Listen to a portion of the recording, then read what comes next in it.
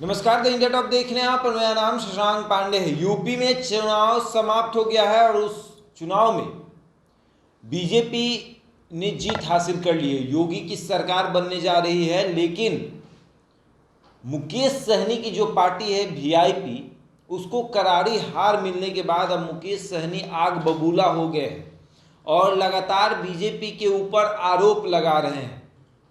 वो ये भी कह रहे हैं कि बीजेपी के लोग जो हैं वो परेशान हो गए हैं मुकेश सहनी से, क्योंकि मैं सहनियों का नेता हूं, मैं मल्लाहों का बेटा हूं, इसलिए मुझसे वो नाराज हो गए हैं और मैं लालू प्रसाद यादव की विचारधारा पर चलने वाला नेता हूं। बता दें कि झारखंड में अपने पार्टी के विस्तार करने के लिए रांची एयरपोर्ट पर पहुंचे थे मुकेश सहनी। उस दौरान उन्होंने ये बात कही कि मैं लालू प्रसाद यादव के विचारधारा पर चलता हूं, इसीलिए बीजेपी के लोग मुझसे नाराज हो गए हैं और मुझसे परेशान रहते हैं।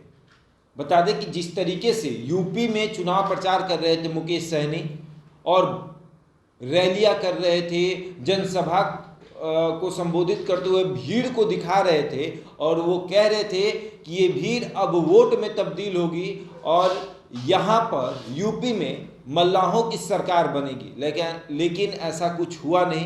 करारी हार मिली है, एक भी विधायक जीत नहीं पाए हैं मुकेश सहनी के।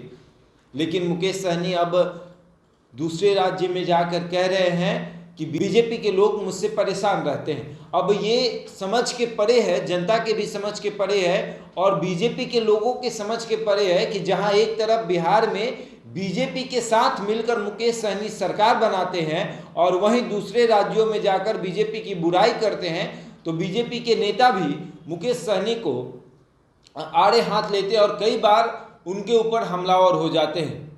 यहाँ तक कि यूपी में चुनाव हारने के बाद बिहार बीजेपी के प्रदेश अध्यक्ष संजय जायसवाल ने यहाँ तक कह दिया था कि मुकेश सहनी का दुख और दर्द अब उनसे ही जाकर पूछ लीजिए कि वो कितनी पीड़ा में है।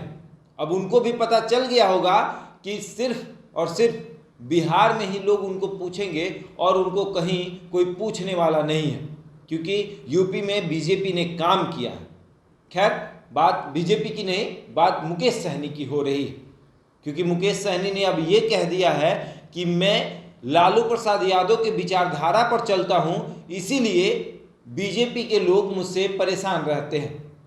लगातार मुकेश सहनी बिहार में सरकार गिराने की भी बात करते हैं। वो ये कहते हैं कि हम सरकार गिरा देंगे, लेकिन मैं आपको बता दूं कि मुकेश सहनी के जो विधायक हैं वो खुद मुकेश सहनी के साथ नहीं रहते हैं। जब मुकेश सहनी ने ये कहा था कि तेजस्वी यादव मेरे छोटे भाई हैं, तो उन्हीं के विधायक राजू सिंह ने कह दिया कि तब उस दिन क्यों कह रहे थे मुकेश सहनी कि मेरे पीठ पर खंजर घोंपने का काम किया गया है।